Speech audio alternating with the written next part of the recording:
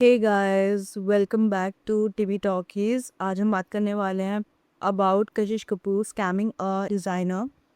तो अगस्त में 2025 में उन्होंने डिज़ाइनर स्मिता श्रीनिवास ने इंस्टाग्राम पे पोस्ट शेयर की, जिसमें उन्होंने कहा दैट उनका एक कुटौर गाउन है जिसकी कीमत कुछ 85,000 है, वो वेट, डस्की, क्रम्बल्ड और अनस्टेबल कंडीशन में वापस आया था। डिज़ाइनर ने गाउन की फ़ोटोज़ और चैट्स भी स्क्रीनशॉट में शेयर की। प्रूफ के लिए उन्होंने लिखा that Kashif Kapoor scammed me for 85,000. This isn't just about one gown, it's about small designer being exploited in the name of collaboration and exposure. तो सिनेरियो बेसिकली ये हुआ था दैट कशिश की टीम ने उन्हें अप्रोच किया अबाउट हर शूट। तो उसके लिए उन्हें कपड़े चाहिए थे अर्जेंटली, लाइक परसों। तो उन्होंने वेबसाइट से सिलेक्ट करके एक ग्रीन कलर का गाउन सेंड कर दिया कि या भिजवा दीजिए। तो उन्होंने कहा कि इसमें एक्स्ट्रा स्मॉल है क्या, बट डिज़ाइनर के पास एक्स्ट्रा स्मॉल नहीं था, स्मॉल था। तो द टीम सेड कि आप हमें स्मॉल ही दे दीजिए, हम एडजस्ट कर लेंगे। तो शी सेड ओके, उसमें कोई प्रॉब्लम नहीं थी। बट जब सारा काम हो गया, कुछ दिनों के बाद जब वो गाउन वापस आया तो वो एक बहुत ही गंदी कंडीशन में था। तो शुरू में डिज़ाइनर और कशिश की टीम ने 40,000 सेटलमेंट पे अग्री किया, जो पूरी कीमत का सिर्फ आधा ही है। फिर हुआ डिज़ाइनर के स्क्रीनशॉट के हिसाब से टीम ने बार बार डिले किया, कल ट्रांसफ़र करेंगे, बैंक में इशू है, मैं ट्रैवल पे हूँ, और इवेंचुअली डिज़ाइनर को ब्लॉक कर दिया गया।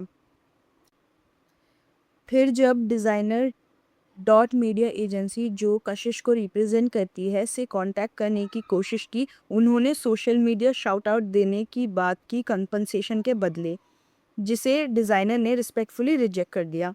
डिज़ाइनर ने इस इंसिडेंट को सिर्फ पर्सनल नहीं बल्कि एक सिस्टमैटिक प्रॉब्लम बताया। उन्होंने लिखा दैट कि स्मॉल डिज़ाइनर कोलैबोरेशन के नाम पे एक्सप्लॉइट हो जाते हैं, और उन्होंने एडवाइस दी कि डिपॉजिट लो, डॉक्यूमेंटेशन रखो, एक्सपोजर के नाम पे रिस्क मत लो। ये कॉन्वर्जेसन फैशन इंडस्ट्रीज़ के बिगर इशू को हाईलाइट करता है।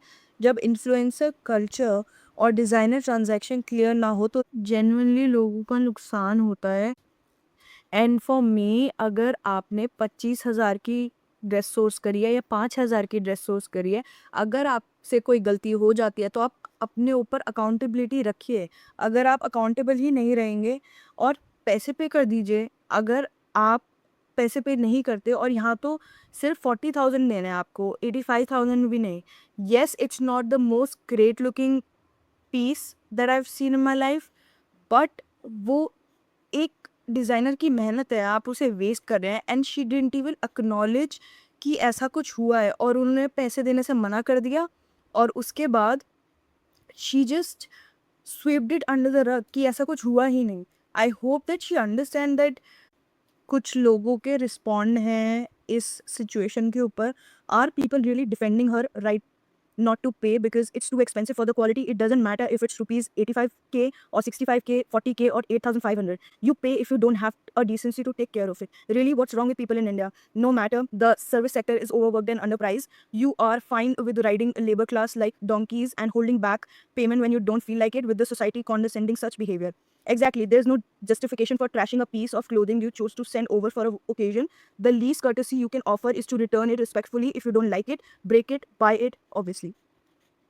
I know, right? It doesn't matter if the dress is 5k or 50k. They ruined someone else's property and they need to pay for it. Although the designer looked naive, don't you take advantages and sign a contract when doing business with anyone. I hope कि आपको ये scenario समझ में आ गया हो, and please do comment down below about this situation and comment your opinions, and thank you for watching. Bye bye. See you in the next one.